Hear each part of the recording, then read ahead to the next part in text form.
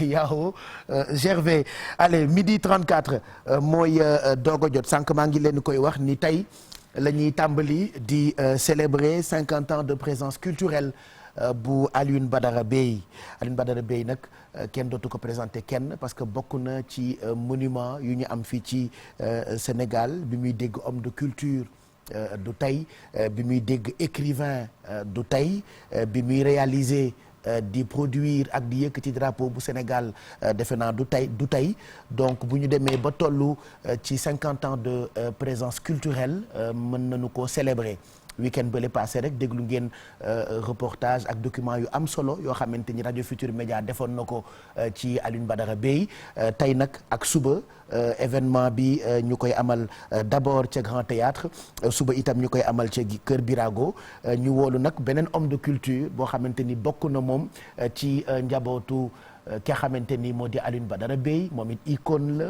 monument la di Pape Faye ñu fonk ko lool respecté ko ci taxawaayam defe naa yoon wi kàngam yi ŋànk aada ak cosaan ci Afrique jaar moom itam foofu lay jaar ba tey ba léegi muy former beaucoup de jeunes yoo xamante ni bëgg nañu mel ni moom wala bëgg nañu mel ni Alioune Badara Bèye wala beneen personnalité boo xamante ni ràññee nañu ko ci wàllu culture Pape Faye ñu ngi lay nuyu merci d'être là tey di bis bu exceptionnel pour monde culturel bu Sénégal.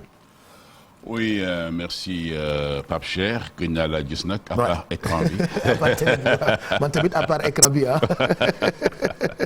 kontaan vraiment de le féliciter encore. Merci. Tu fais un excellent travail franchement. saa yoo toogee ci plateau bi rek. vraiment bon voilà. tout le monde est content. ñëppay content. Et c'est normal. C'est normal. Merci vraiment. Je suis très content aussi. Merci. Alors donc comme ni ko waxee léegi en introduction Alioune Badara Bèye la ñuy war a fêter. rendre hommage c'est toute la communauté nationale, la communauté artistique, culturelle, que ce soit des musiciens, des cinéastes, des comédiens, des écrivains, même des footballeurs aussi. ñoom ñëpp dañ koy fêter parce que moom dafa jaar. Avant qu'il ne soit écrivain d'ailleurs, c'était un footballeur hein. Parce que football bi sax d'ailleurs amoon na ci talent bu rëy mais loolu mu ngi woon na en tout puisque dafa amoon blessure au genou loolu mooy stoppé sa carrière de footballeur alors il s'est maintenant converti écrivain après avoir été contrôleur économique marin etc. donc def na lu bare mais plume bi daal mooy woon seytaane bi quoi. waaw bind bi quoi bind bi. parce que bëri na ay œuvres. ci wàllu cinéma ci wàllu lecture. yoo xamante ni Alioune Badara Bèye la. absolument tu sais amul fii au Sénégal. bindkat bu bind li mu bind ci wàllu théâtre amul kay. so di presque une dizaine d'œuvres théâtrales yoo xamante ne yi joué nañ leen Sorano à la télévision etc.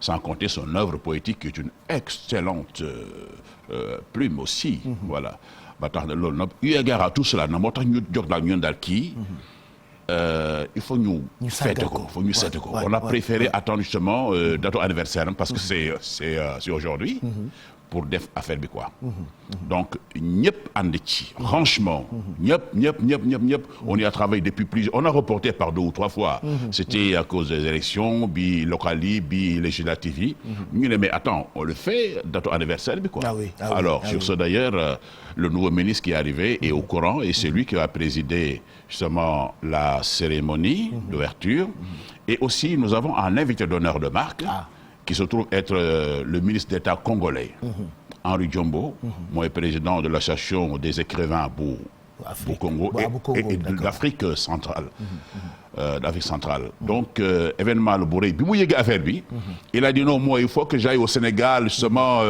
fêter mon ami et puis Henri Diombo d'ailleurs on l'a joué ici à Dakar par 2 fois Alioune Badara Bèye jar na ko aussi franchement bu dul loolu sax le fait que d'abord qu'il soit avant d'ailleurs xam nga il est président de l'association des écrivains du Sénégal mais il a été également président de la Fédération internationale des écrivains de langue française mu nekk premier noir bi nga xamante ne moo occupé poste boobu premier africain waaw donc loolu itam ndam la beneen bi il a été le coordonnateur du FESMAN Festival mondial des arts nègres 3 sous Abdoulaye Wade Il a fait tous les pays africains, les États-Unis, toute la diaspora en général, pour parler du Festival mondial des arts nègres. Loolu sax moo tax d'ailleurs au lendemain de la cérémonie officielle, c'est-à-dire bu tey suba c'est lay présenter son ouvrage qui s'intitule Si le Fesman m'était compté.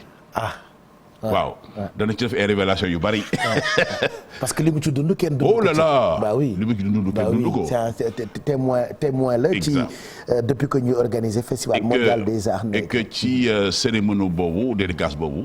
si lay également si la ñuy joxe les prix de poésie parce qu'on a lancé dans le cadre de cette célébration là le prix de poésie Aliou Badara Bèye pour la paix. Avec bien sûr le JPPI. Le JPPI, c'est un mouvement mondial, justement, initiative pour la paix et la prospérité. Voilà. Et à cette occasion, d'ailleurs, il va être élevé au rang d'ambassadeur de la paix. Machallah. mais pourquoi initiative? Parce que nous, souvent, on a tendance à se dire que kilifa wala personnalité yu mag yi wala monument yi dinañu dund ba dem te seen dëkk fu mel ni Sénégal par exemple du ñu leen delloo njukkal de leur vivant mais de son vivant Alioune Badara Bèye ak ni mu toll c'est vrai que war nañu ko di ko jàngale ci école yi parce que toll na noonu war nañu di ko waxtaane ci télé yi pour xale yi xam ni jarul ñuy jéggaani yeneen dëkk pour am ay monument am nañu ko mel ni Alioune Badara Bèye qui est toujours avec nous yàlla na ko yàlla may gudd fan ak wér gu yaram mais comment est venue cette idée de fêter wala de célébrer Alioune Badara Bèye ci ñaari fan? xam nga ñun bu ñu ko defu woon sax. c'est l'international qui allait le faire. Oui. On a eu des gens qui ont dit mais attends quand est-ce qu'on va l'inviter pour que au moins on puisse le présenter à l'Afrique. Mais lui il dit toujours avec justement l'âge qu'il a et peut-être les opérations qu'il a subies entre-temps parce que jeune bi dafa moom mujj gi xaw ko créer problème. Il a dit qu'il veut plus voyager. Il a raison, il peut plus voyager, il refuse, il peut voyager, mais compte tenu de la situation, donc il préfère rester là. Donc nous, on a dit, nous, avant que International di ko fêter, nous, au niveau local, on le fête, hein, on le célèbre. Ah, il le faut, hein. Ah oui. Parce que toujours nit yi dañuy mer, ouais, pourquoi duñu célébrer icônes yi de leur vivant. De leur vivant. Il faut le faire, justement, parce que li nga wax dafa am solo. Que ñu leen di jàngale ci école yi. ñu leen di jàngale seen œuvre. Heureusement d'ailleurs, moi. Mais œuvre yi ak nit ki. C'est ça. Oui. Bon, il a eu la chance de faire beaucoup d'écoles, d'universités pour donner des conférences. Moi, j'ai eu l'occasion plusieurs fois de l'inviter quand j'étais encore en activité au Mariste, etc. Mais il a toujours répondu présent chaque fois qu'on a besoin de lui pour parler de l'histoire de Lat Dior, pour parler de l'histoire des femmes de Nder, pour parler de l'histoire d'Amel Makodou Fall, qui est donc sa toute dernière production dramatique. Voilà. Qui fait feu et flamme et dont d'ailleurs on attend de faire une réalisation télévisuelle de cette œuvre-là qui est une œuvre magnifique. Bah oui, parce que la plupart de ay œuvres dañu ko réadapté sur scène exact tëggaat ko ci télévision yi. Oui, c'est ça d'ailleurs. C'est ça l'intérêt. C'est ça l'intérêt. Beneen bi mooy d'ailleurs on a un projet avec la TFM, justement, parce que il faut qu'on fasse... Parce que aujourd'hui, ñëpp duñu mën a ñëw au Grand Théâtre. Moo tax la TFM nous a dit tiens après le Grand Théâtre il faut qu'on fasse un wëndeelu. Obligatoirement. Oui. Je ferai un wëndeelu. Oui, wëndeelu. Bu ko ñi nga xamante ne demuñu Sorano wala du moins ce Grand Théâtre ak Maison des Écrivains. ñu mën a xam également qui est Aliou Badara Bèye jaar-jaaram parce qu'il y aura plein de témoignages également. Nous avons prévu un film d'ailleurs pour diffuser ko. wax li mu def yëpp en plus que moom Layène la il a fait un excellent texte sur Seydina Limamou Laye. Oh là là, fantastique, c'est éblouissant. Quand tu écoutes ça, sa yaram dafay daw. Alors nous avons la chance nous d'interpréter ce texte-là, nous avions posé notre voix. Et sans compter l'hommage qu'elle a rendu à son épouse Maïmouna. Yaye Mahoubé. Non mais j'adore la voix de Pape. J'ai essayé, j'ai tenté, j'ai répété, mais personne, et je dis bien personne, kenn mënul am comme baatu Pape Faye. Et la plupart de Alioune Badara des œuvres yu Alioune Badara Bèye bind à la télé, boo ko dee interprété, c'est-à-dire tu nous amènes. Tout à fait. dans le monde de ce que raconte l'écrivain. Oui xam nga Alioune Badara dafa am lu ñu niroo. Quand il écrit un texte. C'est comme si man maa tax bu koy bind. Parce que yow quand tu parles et qu'on t'écoute, oui. beaucoup de lire, oui. da nga koy imager en fait. Oui, c'est ça. Quand il écrit, c'est moi. Oui. Je me sens dedans. Ouais. Quand il a écrit Lat Dior, je suis tellement imprégné par Lat Dior, par ce texte-là que je raconte cette petite anecdote-là. J'adore savoir. Oh là là, je raconte cette petite anecdote-là. Oh là là là là là là là. bi ñuy diffusé Lat Dior. bu ñu demee ci 10e épisode bi. xam nga Lat Dior quand bi muy décédé. dafa woo Mbaxane son fils ne ko écoute mon fils l'heure de partir est arrivée. Voilà je dis adieu au peuple du Saloum. du peuple du Kayor. Voilà fas waa ngi Mbaxane a ngi nii. c'était en fait le dernier épisode de la vie de Lat Dior. Quand j'ai fait la série 10e épisode bi qui représentait le dernier épisode de la vie de Lat Dior. 10e épisode bi ci fin wu Lat Dior fi muy génne àdduna. Man j'étais dans mon véhicule jóge à l'époque c'était pas King Fahd c'était Méridien président waaw ma ñëw ba ci virage u Padois bi foofu je rencontre un cheval ma dal ci fas wi et à côté du cheval fas wi il y avait l'enfant qui était sur le cheval. Oui. Hasard. Par hasard. Lat Dior noonu la génne àdduna. Quand il est mort il y avait son fils Mbaxane da ko ne ko bon mon fils Mbaxane je pars et cetera. Voilà yéeg ci fas wi war a dem xare ji. Lat Dior en question. Autour du puits de Dexële la deewee. dafa nekk comme genre célébé yoon. moi aussi quand je. rek nga dal ci loolu quoi fas bi ma ñëw dal ci fas wi man xale nekk dal ci fas wi yoo xam ne y avait un cheval sur le. il y avait l'enfant sur le cheval. autour du rond-point de la Padoie. C'est incroyable. comme teenu Dexële ba. Même description comme on dit, y a pas de hasard. Même description physique.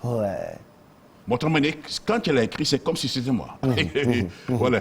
Mais c'est ça la vie, c'est ça l'histoire parce que tellement je suis rentré dedans ce personnage-là que pour xamee mag Lat Dior sax da nga naan est-ce que du moom. Donc rendez-vous tout à l'heure à partir de 15h au Grand Théâtre Doudou Ndiaye Coumba Rose ak suba Kër Birago à partir de 16h qu'est-ce qui est prévu aujourd'hui ak lan la ñu prévoir demain à partir de 16h Kër Birago. Bon, aujourd'hui ce qu'on a prévu c'est justement parce que nous avons invité la DIRPA. Je viens d'avoir l'appel pour ñoom ils sont déjà sur place pour faire l'hymne du Sénégal parce que Alioune Badara Bèye quand il a fait Lat Dior il a été accompagné par l'armée. Oui, c'était les gendarmes et les militaires là ñoo nekkoon ci chevaux yi doon daw seen kii yooyu la donc ils sont là pour honorer Alioune Badara Bèye avec l'hymne national du Sénégal et d'autres hymnes aussi.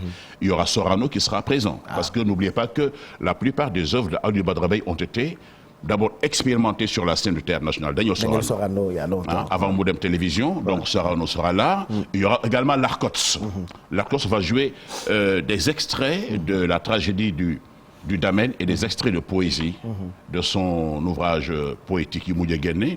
Ensuite il y aura la projection du film qui retrace tout son parcours, on en a parlé.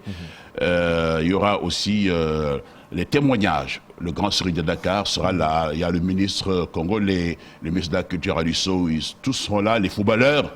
Voilà, ñëpp dañu ñëw daal inchallah. Les artistes plasticiens, les peintres. Il y a aussi 2 grandes expositions yoo xam ne c'est déjà installé dans le hall du dans le hall du Grand Théâtre. Ouais, tout est là. Machallah. Waaw. Je pense que c'est assez solide comme programme. Machallah. Et puis demain à partir de 16h. À partir de demain à 16h. Dédicace de son ouvrage Si le Fesman m'était compté. Si le Fesman m'était compté. Suivi de la remise du prix de poésie au lauréat du concours de poésie Alioune Badara Bèye pour la paix. Voilà. Et après liste yëpp dañuy feetu rek. Inch'Allah. En tout cas merci. nga jaaroon rapidement pour fàttaliwaat sénégalais yëpp ni dañuy célébrer Alioune Badara Bèye. ñu ngi koy ñaanal gudd fan ak wérgu yaram et puis tey tombé aussi ak anniversaire am sénégalais yëpp par ma voix. ñu ngi koy ñaanal gudd fan ak wérgu yaram ndax monument la boo xamante ni kenn dootu ko werante defe naa bu ñaari événement yëpp passé dinañu ko defal émission bu spéciale wëndeelu ci télévision Futur Média.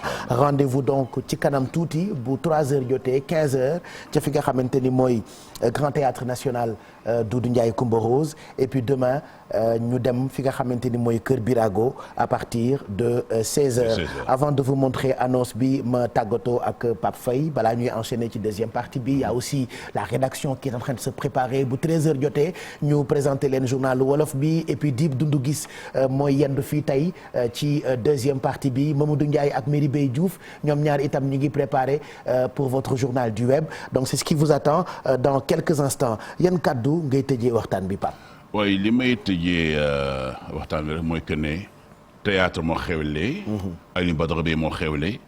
histoire au Sénégal taarixu Sénégal moo xewle puisque tout ce qu'il a écrit pour jëmmal suñuy valeur la pour jëmmal suñu taarix la. donc nag ñu ñaan ñëpp. ñu fekkee si ko bu dul tey. suba itam incha allah fële Kër Birago et puis ku ci nekk fa nga nekk nga ñaanal ko. nga ñaanal ko voilà merci beaucoup bu baax a baax. merci en tout cas Pape Faye on est très content. il faut nga jël ma nag formation pour la voix parce que dama la ko laaj ba sonn je n'ose plus te poser cette question. mais comment est née cette belle voix.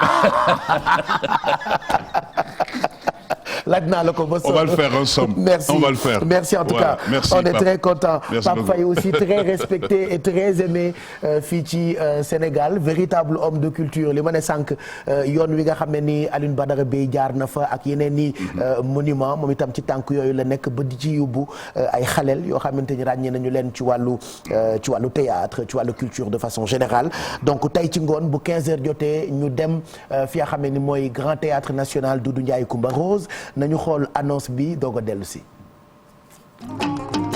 Sous le parrainage de son Excellence Monsieur Macky Sall, président de la République du Sénégal, et sous la présidence effective de Monsieur Alioune Sow, ministre de la Culture et du Patrimoine historique, en présence de Monsieur Henri Diombo, écrivain, ministre d'État congolais, invité d'honneur représentant les écrivains d'Afrique centrale et du Congo. Le Comité national de gestion des artistes comédiens, musiciens, écrivains, plasticiens, cinéastes et anciennes gloires du football, dirigé par Monsieur Pape Faye, président national de l'ARCOS, célèbre les 50 ans de présence culturelle du dramaturge Alioune Badara Bèye, président de l'Association des écrivains du Sénégal, aux dates ci-après. Le 28 septembre au Grand Théâtre National à partir de 15h et le 29 septembre à Kër Birago à partir de 16h. Toute la communauté culturelle et artistique du Sénégal est invitée à cette grande manifestation nationale.